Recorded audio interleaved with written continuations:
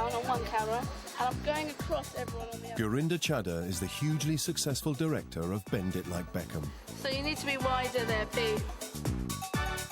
The daughter of a postman and a shopkeeper, she's risen to become one of the most sought-after British film directors in Hollywood.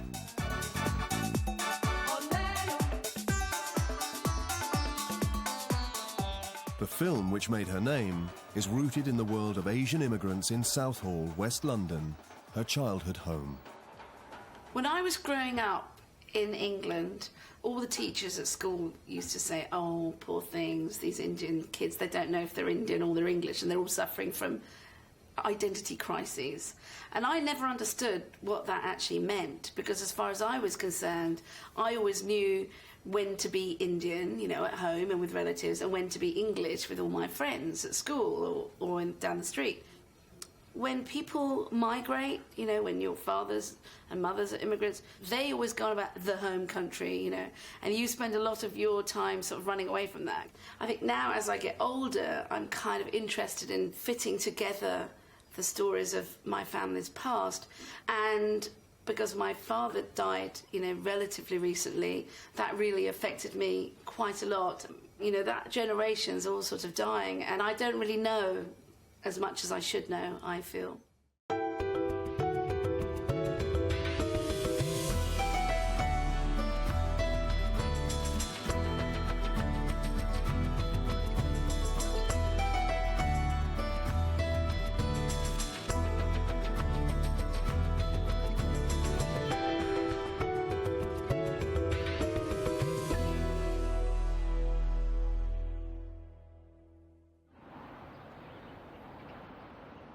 Gurinder was born in Kenya, but moved with her family to West London, where her mother still lives.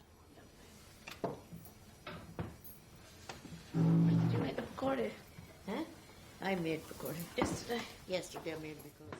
Gurinder's father, Baddiel Singh, left his young family in Kenya and came to England in 1961. A year later, his wife and 2 daughters followed. When Gurinder arrived, she didn't recognize him. When I was born, Dad was a Sikh, and he had a turban and a beard. Yeah. And when we then joined him in England in the early 60s, he didn't have a turban and a beard anymore. Later on. Why was that? Because he couldn't get any job So with a turban. Oh. So then he just stood near Guru Nanak's photo that your Sikh is in my heart. Not my head.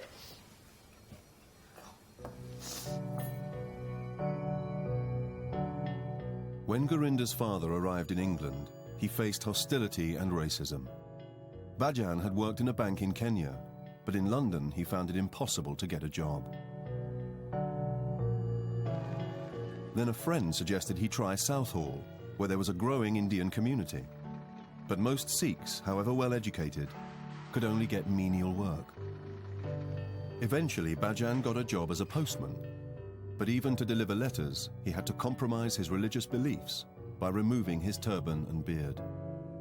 I always felt that my dad had a very tough life, and I feel that he was never able to fulfill the potential that he had.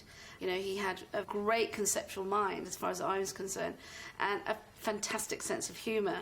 And when he retired, I said to him, look, Dad, why don't you sit down and write down some of your earliest memories of Kenya? And he sat down at the table here, he sat down and he wrote all these pages. But when he wrote this, I had got quite busy, and so I never got round to reading it at the time, and then I put it away.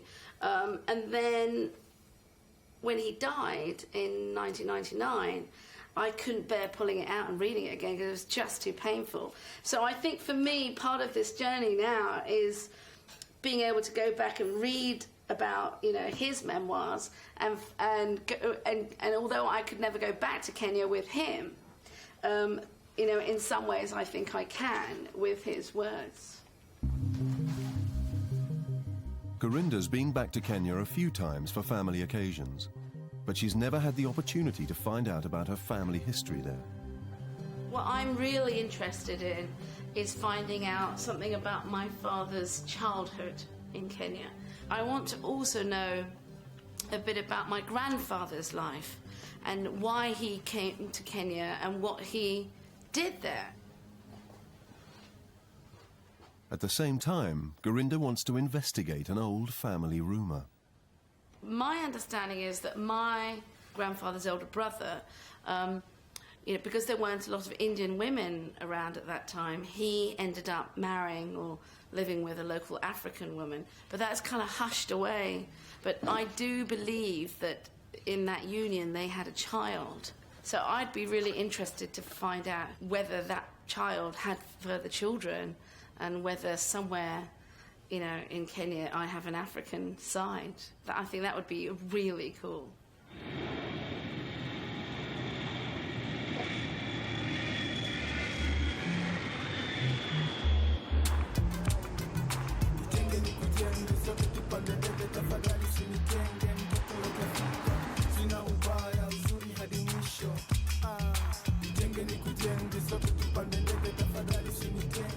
This is Nairobi, and this is where I was born, actually, but I don't really have any connection to it, probably because I was a very small baby when my parents left.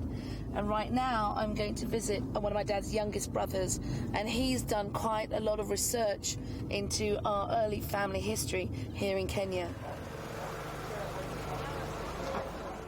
Gurinder believes that her grandfather and his brother were both police officers who came to Kenya from India in 1907. Nice to see you. My uncle's getting quite old now and recently had an operation which affected his vocal cords, so we can barely hear him these days, but I think he's got a lot of information that I really want to find out about. First came my uncle called Sardar Lata Singh. Lata Singh. Lata. Lata Singh, okay. He was in Punjab police. Right. So in 1886, he was seconded and sent to Kenya. In 1886? Oh, okay, I didn't know that, okay. Towards the end of the 19th century, the British were expanding their empire into Africa. They needed workers who were used to the harsh tropical conditions to build railways and provide security for their newest colony. In their trained Indian workforce, they found ideal candidates. Thousands of Indian workers made the arduous 3-month journey to East Africa.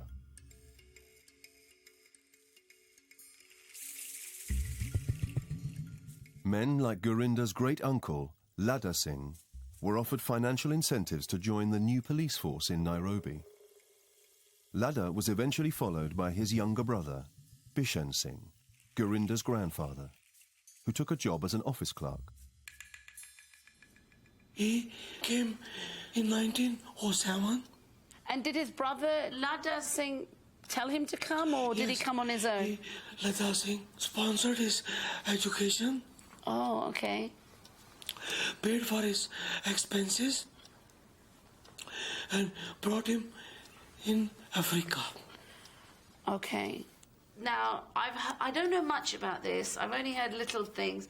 That my grandfather's brother, this is the police officer, he didn't, because there were very few women, Indian women around at that time, a lot of men who came very early on actually settled with African women and were married to African women. No, you're coming to a different brother. There was a third brother?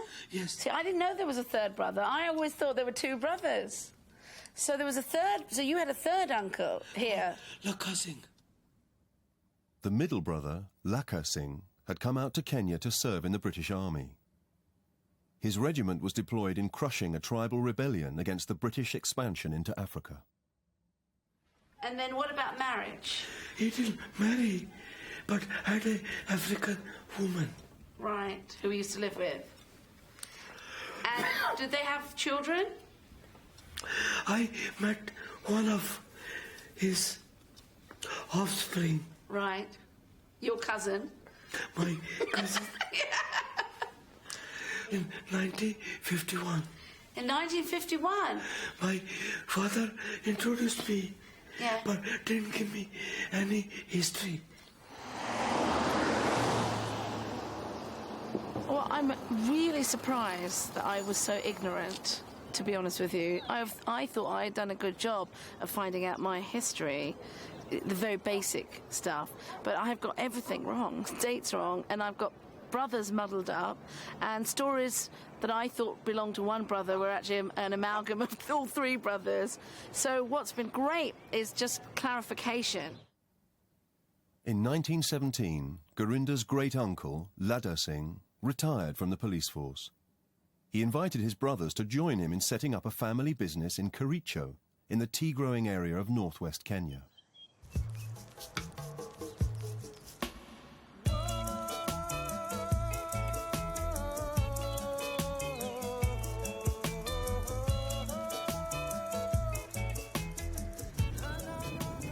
It's 6 in the morning, so I'm afraid I'm not going to be very articulate at this early hour. But what I'm excited about in seeing in Kericho is just learning more about my father's youth and his father's youth and what their sort of day-to-day life was like, you know, because it was a brave new world, you know, for them coming from India. And there wasn't an awful lot of intermingling at that time. So I think it's even more radical that one of my great-uncles, you know, lived with an African woman.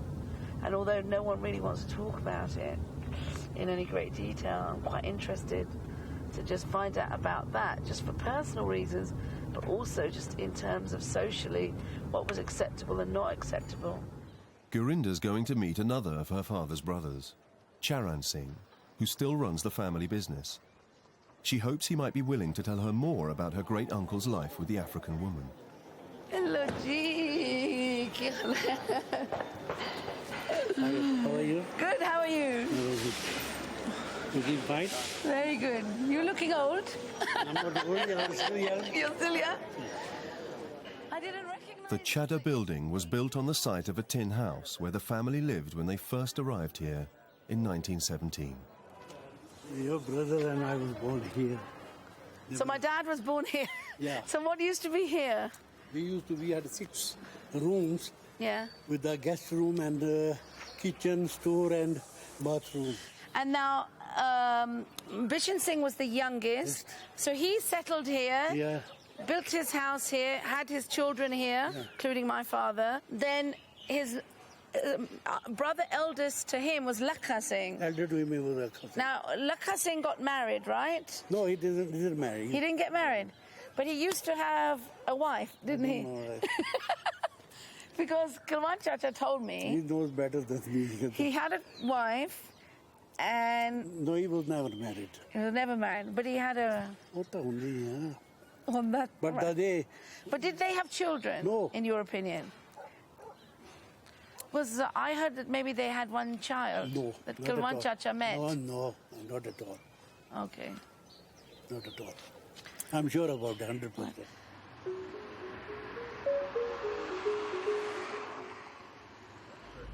So it's interesting that my uncle in Kericho has denied all knowledge of his uncle having a child with his liaison with the African lady, whereas my other uncle in Nairobi confirmed actually that not only did they have a child, they had a son, and that he actually met him. So I've found out where this mill is, where Lakha Singh used to hang out, and I'm on my way there to see if I can find out anything more about my great aunt, the African aunt. Lakha Singh showed little interest in the family business.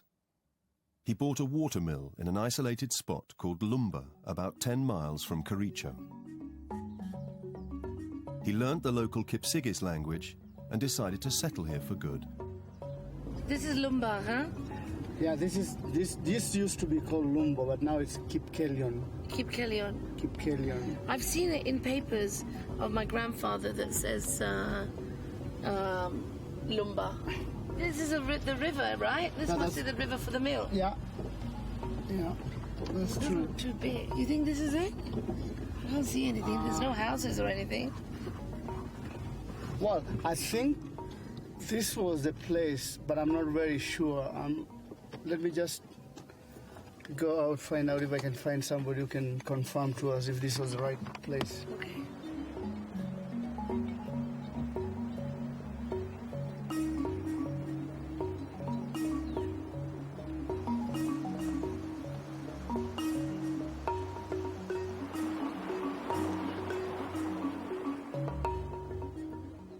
Milton, Gurinder's driver, has found a local farmer whose father worked as Laka Singh's night watchman.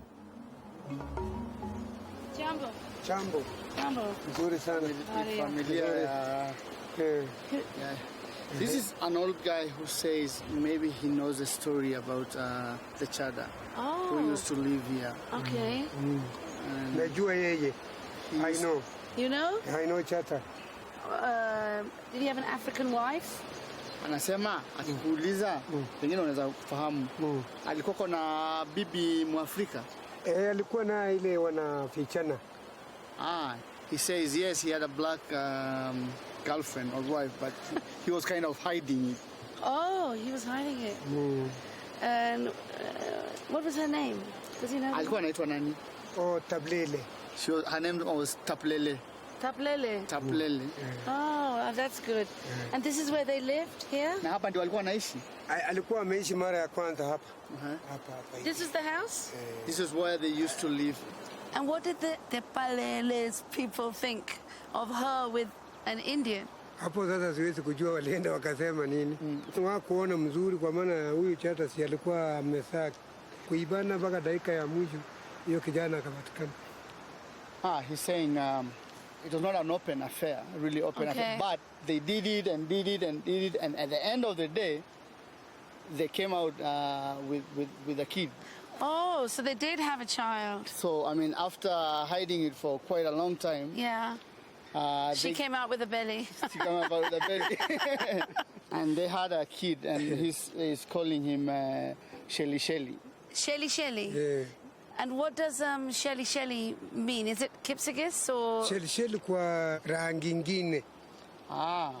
He's saying Shelly means like a different color. Oh. Kipsigis, it's a different color. So that's why the Shelly means. You mean so it's a little, not quite so dark, a little light brown. Kwa hivyo sio rangi nyeusi na sio rangi nyeupe. Yeah, it's different color. It's not white and it's not black. So it's Shelly. Shelly.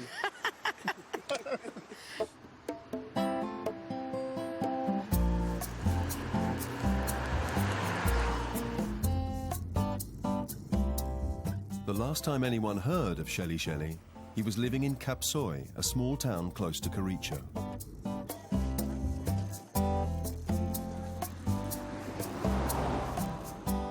According to the locals, there is a mixed-race man living in Kapsoi.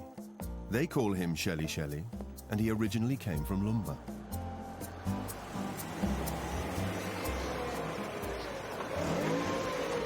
There's someone there. Are we sure this is him? No. Milton? I'm a bit nervous.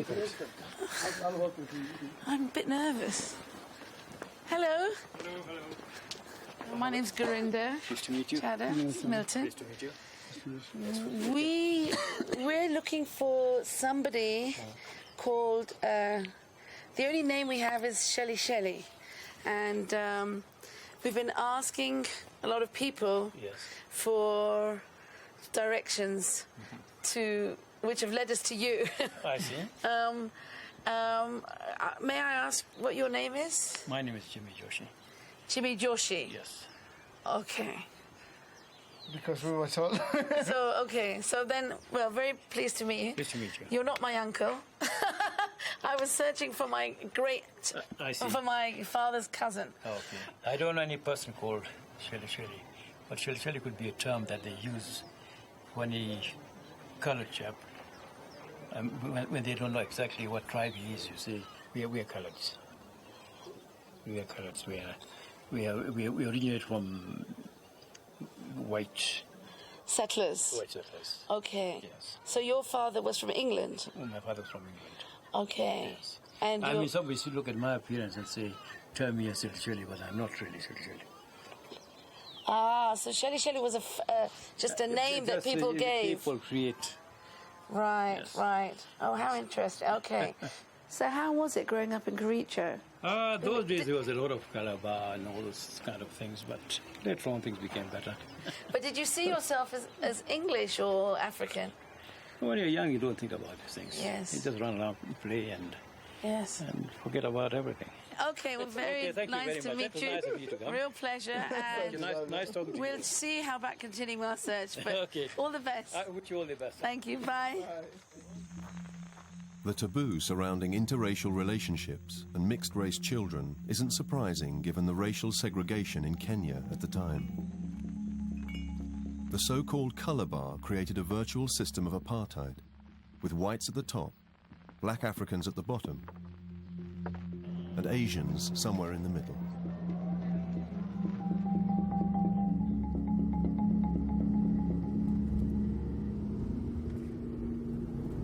It's a shame that I can't find Lesley Singh's son. I'm a little sad about that because I would have liked to have found that route.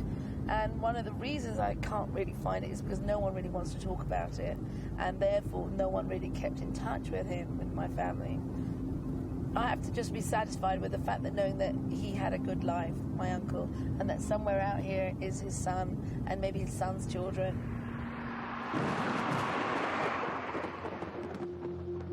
Although her uncle Charan doesn't want to talk about Shelly, he is happy to tell her more about her grandfather Bishen and the family business.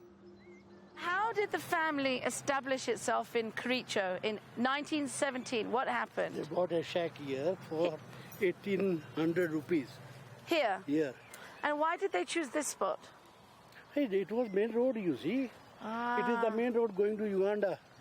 And what was the business? Everything, grocery, journal, kerosene, petrol, transport business, bus, Transport business, bus business, mill, petrol. So it was just kind of a general business. Although the youngest of the three brothers, it was Gurinder's grandfather, Bishen Singh, who proved to be the driving force behind the family's success. Kericho was in the middle of the so-called White Highlands, Kenya's most fertile farmland, which proved particularly good for growing tea. After the First World War, white settlers arrived in Kenya in droves to take up the British government's offer of large parcels of land at knockdown prices. Asians weren't entitled to apply for the discounted land, so many of them became shopkeepers.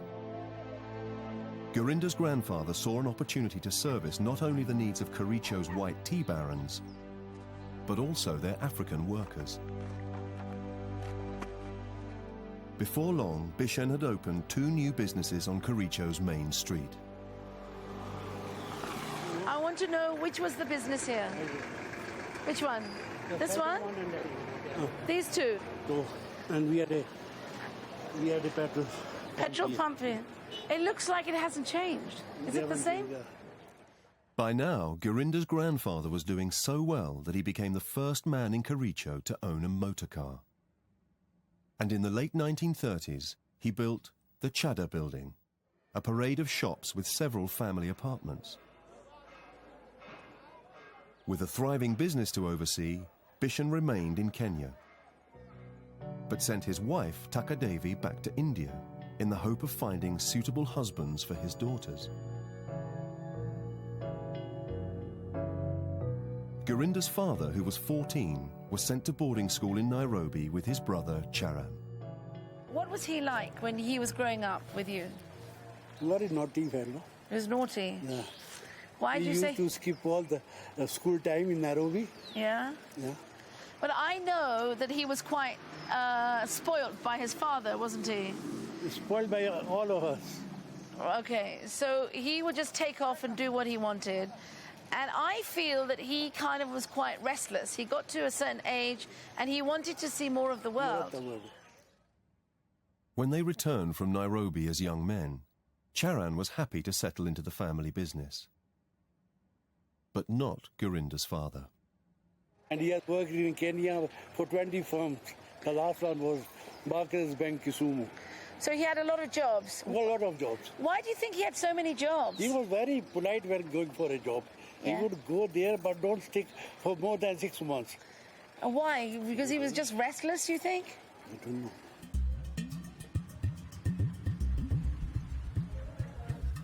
We'll leave them in the car. We really need them for the safari trip. Yeah. How many hours to Nairobi? The pressure on him to stay within the family and the family business with his brothers would have made my dad very restless. You know, I could see that he wasn't, from his memoirs, that he didn't want to basically spend the rest of his life like Jern Singh, you know, in one place in Kericho working in the family business.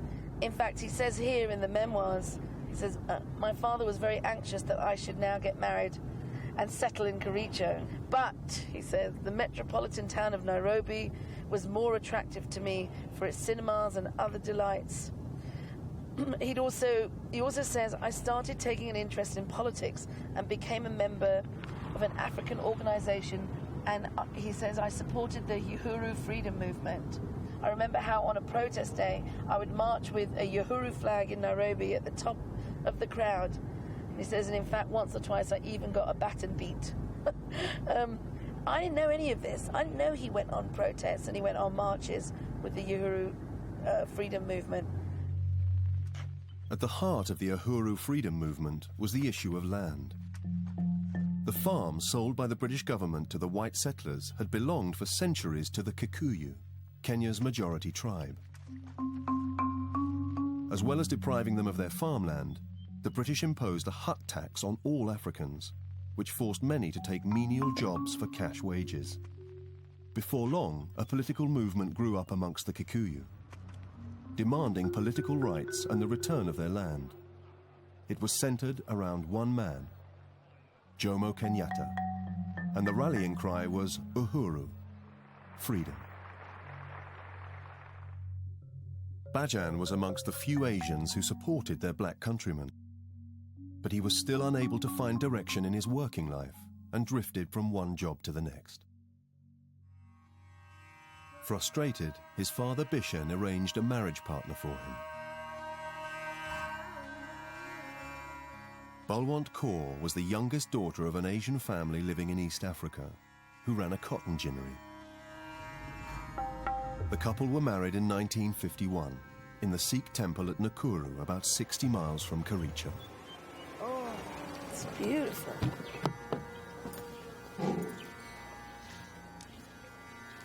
Wow. The wedding coincided with the Sikh festival of Vaisakhi, or New Year.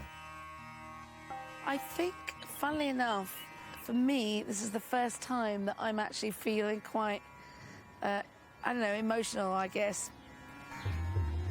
I think Kericho was great, but it's my sort of uncle's place, and it's that part. This, to me, is much more about the union of my mum and dad.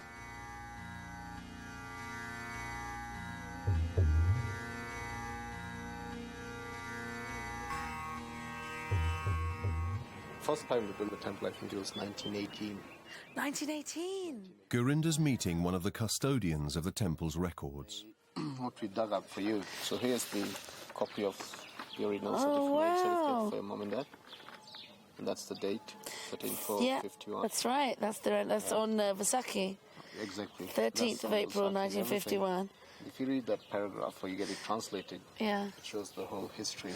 I can't read Gurmukhi, I'm afraid. I can speak Punjabi. Punjabi bol lendi hai, par main pad nahi sakti. Tusi main pad ke sunao and I'll translate. Read it as well. You can't read it either. Oh no. And if my mom or anyone, they can translate it. Okay.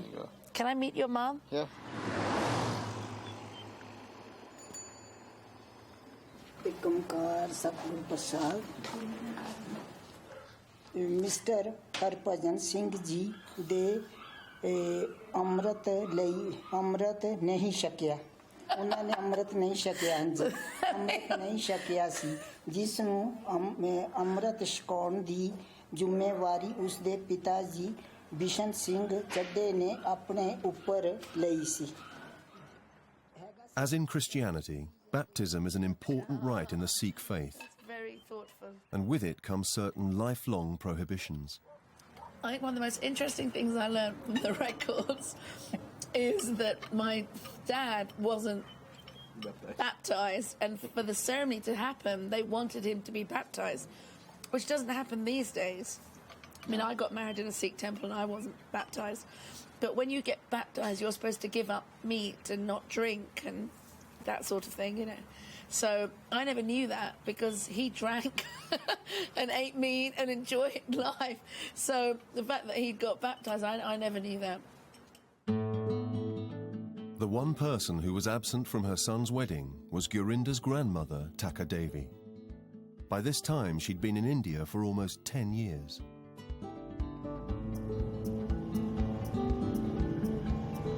Even though my parents and I were all born in Kenya, my grandfather and grandmother did go back and forth between India and Kenya, partly because of our ancestral home being there, but also in order to get my dad's sisters married. You're welcome. Oh, nice time. Hope to see you again. Yeah. You look me up in London, okay? I will. Gurinder's travelling to India to find out what happened to her grandmother after she left Kenya in the early 1940s.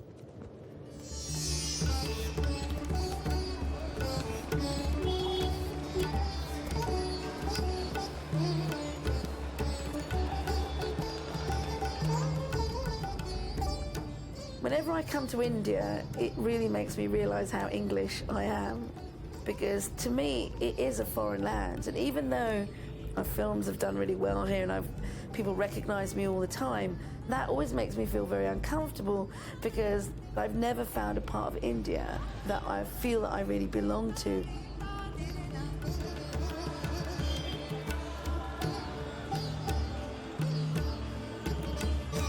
In Delhi, Gurinder's meeting her father's youngest brother, Balwant Singh. How are you? Nice to see you. Balwant had come to India with Gurinder's grandmother, Taka Devi. But they soon found themselves caught up in the tragic events of partition.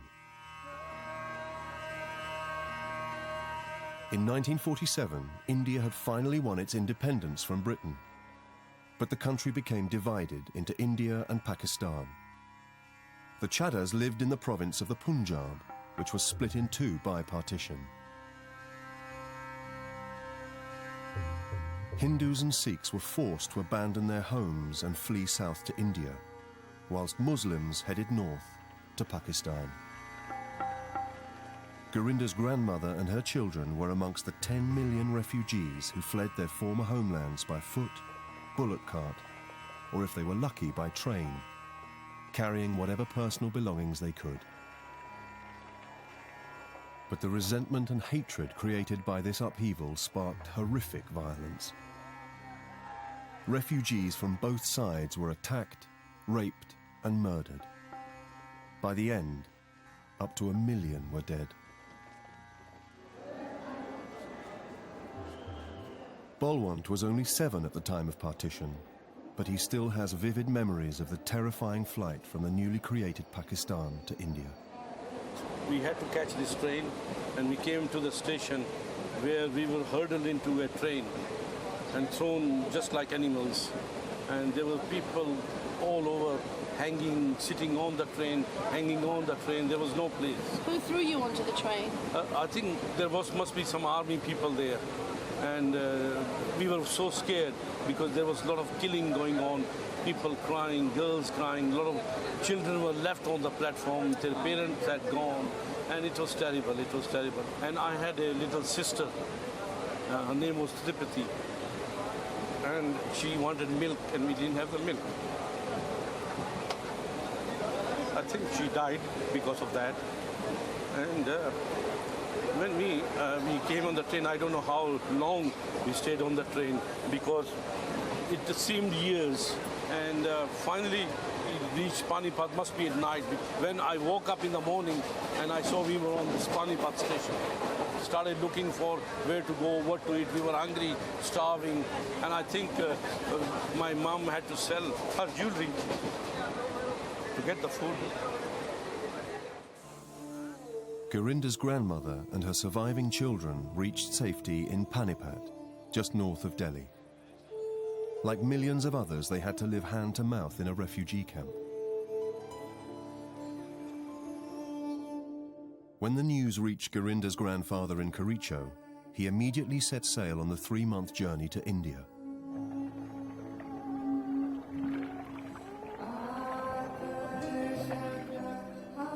When he arrived, he began a systematic search of the camps. For months, he looked in vain amongst millions of refugees. How he found us is something very interesting.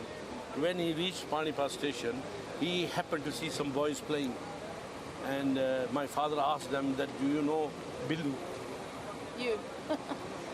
And one of them said, yes, I know this boy. Where does he live? And he took him there.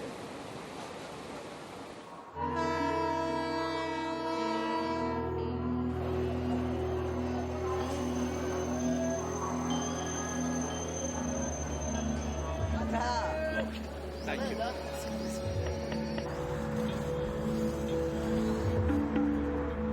I always knew about my family's sad circumstances during partition, and I knew that it was a real scramble with my grandmother, who was there alone with her kids to get out of there with their lives. What was different, I think, for me today was to actually hear my uncle talk about it in that graphic way. I knew that my dad had a sister that died around that time, but I didn't know that it was actually from starvation actually on the train. That's really sad.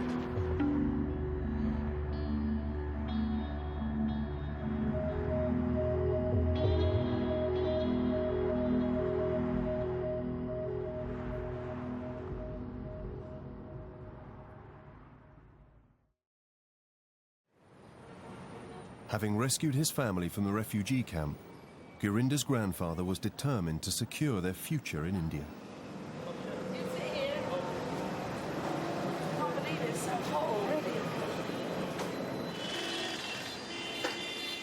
Many Hindu and Sikh refugees were being settled by the new Indian government in Jagadri, not far from Panipat.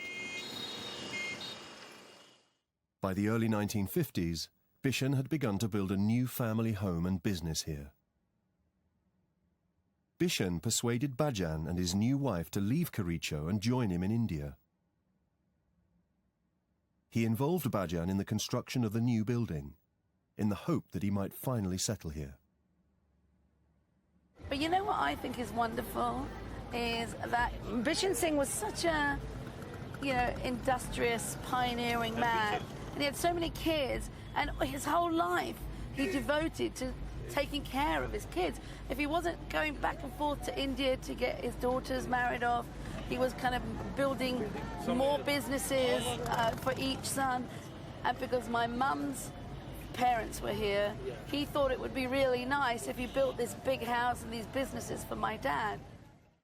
The Gurinder Chadha building, based on the same architect's plans, is an exact replica of the one in Kericho.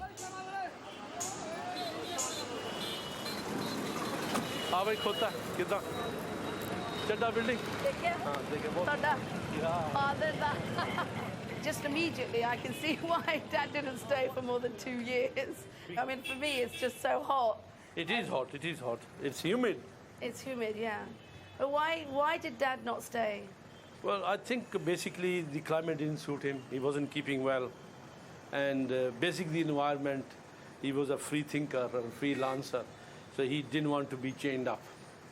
My brother has this, what they call in Punjabi, that he has a chakkar, paranch chakkar aega. And I don't know. He had wheels on his feet. Yeah, and my mom used to say, Bhajan will never settle anywhere. Bhajan will never settle anywhere, no matter how much money you put on him. And why do you think that was? Well, but he wasn't satisfied. He wanted to become satisfied, not with wealth. Wherever he saw injustice, he didn't like it. He would fight for other people, and he was thrown out of work. Mm-hmm. And that is one of the reasons he had so many jobs. That's true, yeah. Because in England, he kept moving jobs too, exactly. Because people were getting promoted above him, yes. Because they were, a different colour to him, and things like that. So he actually kind of stood up. He stood up for injustice.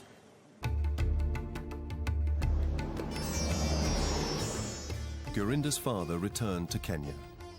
But with no real passion for the family business there, he soon decided to make a new start in Britain. But part of Bhajan will be forever India. After he died in 1999, the family brought some of his ashes to be scattered in the Yamuna River at Paonta Sahib in the foothills of the Himalayas.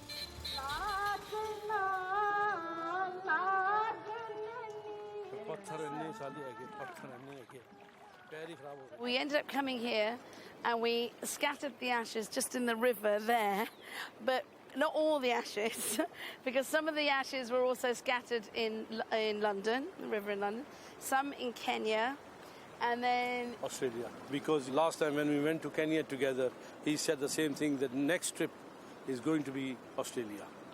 And so I felt that he should fulfill his wishes. I took some ashes to Sydney. So he truly was a global citizen in life and death. This was a life. It was a life like other lives, you know. His was special to me. You know, it's not a big story, but... Oh, it was a simple man. But it was, you know, it's a big story for me.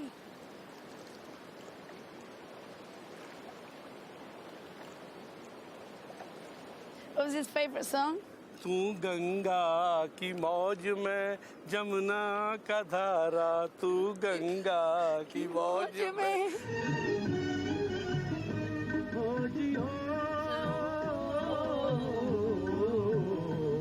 तू गंगा की मौज में हमारा तुम्हारा रहेगा मिलन ये हमारा तुम्हारा तू गंगा मौज में जमुना का धारा तू गंगा की मौज में जमुना का धारा हो रहेगा मिलन ये हमारा तुम्हारा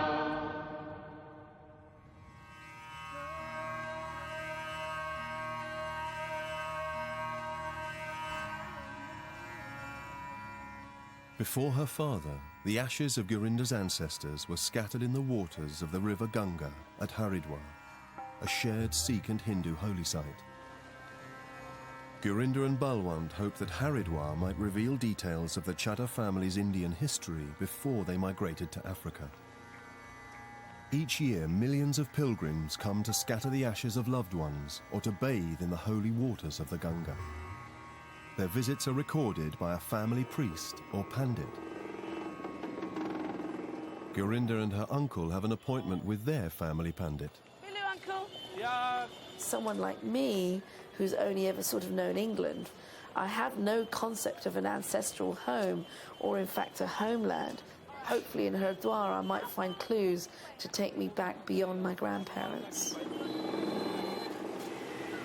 I think this pandit has quite a lot of information, so I think what we'll do is write it all down, yeah?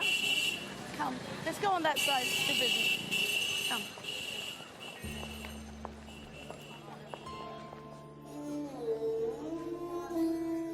Balwant wants to confirm a long-held suspicion that the family is linked to Maharaja Ranjit Singh, the last great Sikh ruler to resist the British.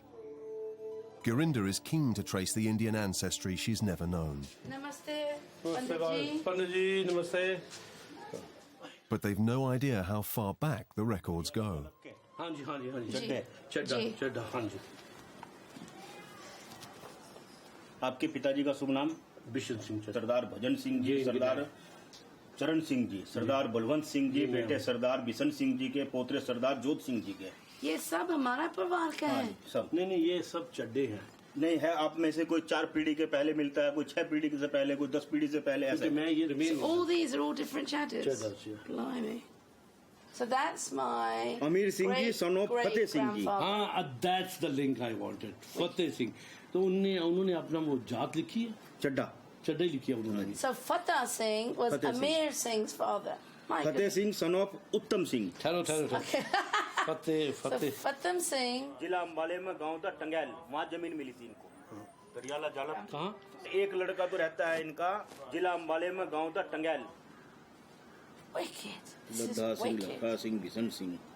लद्दा सिंह, लखा Singh, Bishan Singh.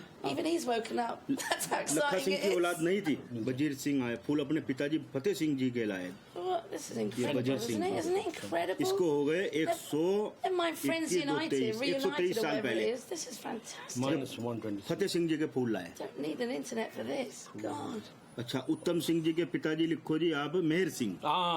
Okay. So the next So Uttam Singh's father was Meera Syal. Meera Singh. So Meher then Singh that ji ke- becomes Meher my Singh ji great grandfather. 6 greats.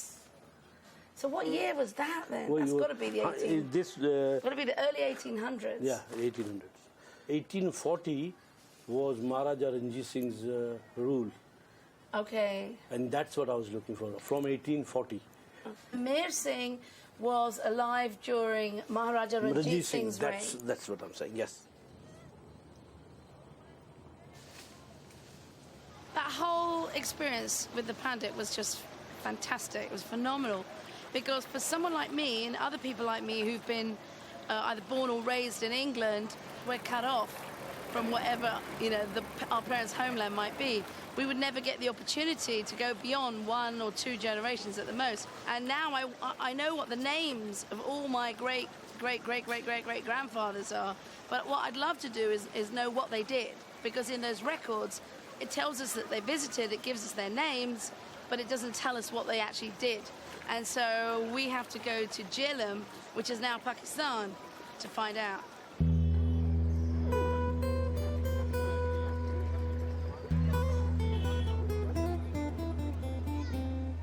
Going to Jhelum is a very new experience for me. Even though I'm originally from here, I guess, it is a Muslim country and it's, you know, it's a military state. But to me, it's Punjab. So it's sort of my ancestral land as well as being a completely different country called Pakistan. Balwant grew up here, but he hasn't been back since the trauma of partition 60 years ago. So that's the River Jhelum. Yeah. God, that's beautiful, isn't it? It's cool and calm. Do you recognise any of this area of Jhelum? Well, I do, because that part especially, where there used to be a 100-year-old tree. Balwant was only 7 years old when he and his family were forced to flee from the city of Jhelum. All across India, houses were abandoned and personal possessions left behind. Now Balwant and Gurinder want to try and locate their family home. Okay, yeah. Do you recognise it? It's right next to the river. जी ਉੱਥੇ ਬਾਹਰ ਇੱਕ ਵੱਡਾ ਥੜਾ ਹੁੰਦਾ ਸੀ ਅੱਛਾ ਤੇ ਸ਼ੀਸ਼ੇ ਕਾਫੀ ਹੁੰਦੇ ਸੀ ਬਾਰੀਆਂ ਸ਼ੀਸ਼ੇ ਕਿੰਨੇ ਚਵਾਰੀ ਸੀ ਕਿੰਨਾ ਉੱਚਾ ਸੀ ਸਿੰਗਲ ਸਟੋਰੀ ਸੀ Uncle, are you recognizing any of this? Not really. At the Because moment, this is all new, right? Yeah. So this wouldn't have been here. Yeah, but And the reason I can't recognize it is the house had a thada, like patio a patio type, and it was very high with staircases. I mean, some of these patios are very old, right? Look Yeah, at but those. they were not built outside. It was inside. Inside, that's what I'm trying to get at. See, one of the problems we're finding is there's quite a lot of old folk around, but everybody came here after 47, after partition, and now all the old folks who are trying to help us only have knowledge from 47, and because it was such a traumatic period, I think people kind of can't really think, they don't know the name, there was no sense of a community, the community stopped, bang, like that, was destroyed, moved out, and a new community came in. So very few people know about the past or even want to talk about the past. After several hours of searching, they're going round in circles. So this is where we came, but it's on the other side. This is not the house, definitely.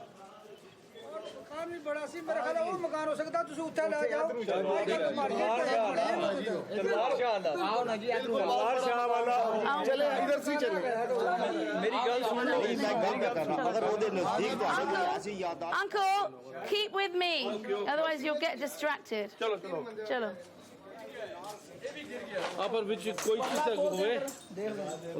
This isn't it. Why are they showing us this?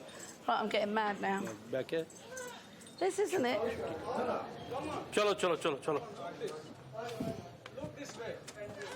Chacha ji. हाँ जी. Look this way. कोठा ठीक लगता है. आराम ना लाओ. कोठा ठीक लगता है बस. Look at that old building there. ये वो है जगह गली सीधा फ्रंट है. That seems familiar. Oh, That finally. seems there are windows 1, 2, 3, 4, 5. That seems familiar. Look at this, Uncle. Here, you talked about wooden pillars. Yeah, pillars. Yeah, that's right. This looks to be yes. That looks to be the right thing. That looks to be the right one. Let me just see But something. it doesn't have like an ornate balcony. Now let me just verify. The staircase is on the right. Yeah, that's right. Yeah. Go. That's right. I recognize that. That's right. The last time Balwant set foot in this house, he was just a boy, and tensions between Muslims, Hindus and Sikhs were at boiling point. Okay, so here's a little balcony thing up here. Yeah. Is that what you're talking about? That's what we were talking about. We used to go up there Yeah. and take all the stones from the ground level and also hot water. And all the residents, mostly Hindus and Sikhs, used to come to this house for the safety. Because at night, or during the evening or night, the Muslim crowd from the Muslim area, they used to come and harass us. Yeah. And only way we could safeguard ourselves is by going to the roof, everybody on the roof, locking these doors up, and we used to put the stones and everything. If somebody comes from underneath, we used to throw hot water over. That was, I remember vividly, because we were scared for our lives. That's what happened.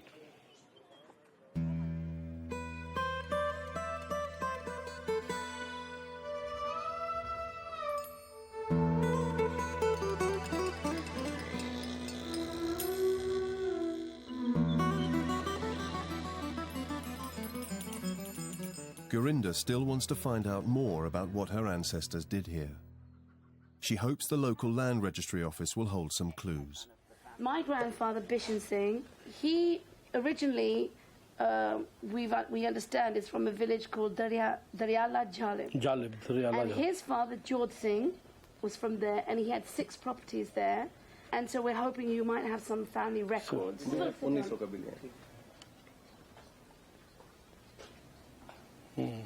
This room is fantastic. Amazing. Fantastic. Have you seen the movie Harry Potter? Yeah. This looks like a scene from Harry Potter, right to me. So something very interesting. This is the family trees of many people. This is family trees? Yeah. So if we are not finding anything here, we can go over to the descriptive part. Yeah. Okay. And you are again very lucky. Oh. See right on the top of the page. Wazir Singh. Is it? Wazir Singh.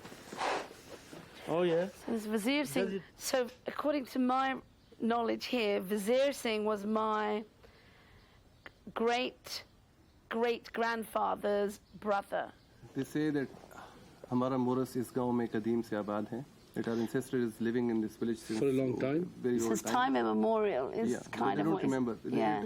That means that from the Sikh times, Sikh government time, that means Ranjit Singh. Maharaja Ranjit Singh. Ranjit Singh. And from the Sikh government's time, there certain land in that area was not taxed.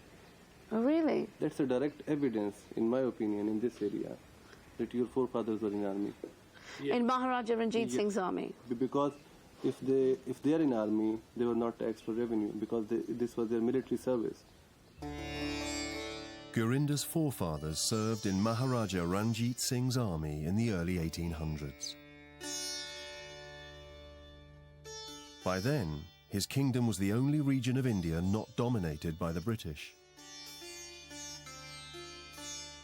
10 years after his death in 1839, the British were finally able to annex the elusive piece of their Indian empire.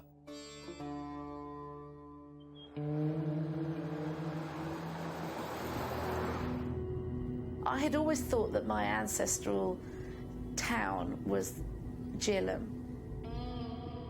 I had no idea that actually my ancestors were from a small village called Dariala Jhelum, which is where we're going. A week ago, I had no idea of this. The only thing I know about Dariala Jhelum is it's in exactly the area where, when Alexander the Great was conquering the world, this was the place where he came and got a good hiding. And it was my ancestors that actually gave him the first battle that he lost. Alexander the Great did invade India in 327 BC, crossing the hills here to fight his last great battle on these plains. Well, the evidence that I found has led me to this village. Not only were my family here during the reign of Maharaja Ranjit Singh, which was the early 1800s, but actually it goes back much further than that. And I think one of the things that's amazing is that it is timeless. I could just imagine, like, Alexander the Great coming over those hills with his army right now. For me, it's always been Southall and London, because that's all I've ever known, that's what I've always cherished, and that's always been home for me. And whilst this is still not home, because home is where my friends are, where my family is, and where I grew up, this feels really good to be standing on the soil of where I know that my ancestors came from over 4,000 years ago.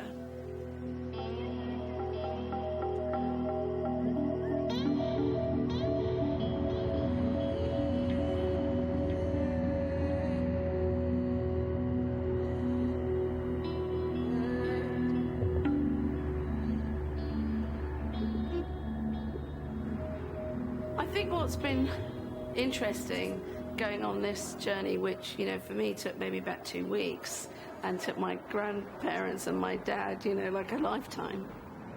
To condense it all into that period really made me aware of just how arduous sometimes their life must have been in terms of moving around, and moving around for the opportunities, but also just the consequences, you know, of British Empire. And I think my parents, you know, who overcame so much prejudice in order to go on and prosper and thrive, helped to create a world which makes people like me, people younger than me, a third generation now, you know, makes them fully secure in who they are and what they are. Make some noise! 1, 2, 3!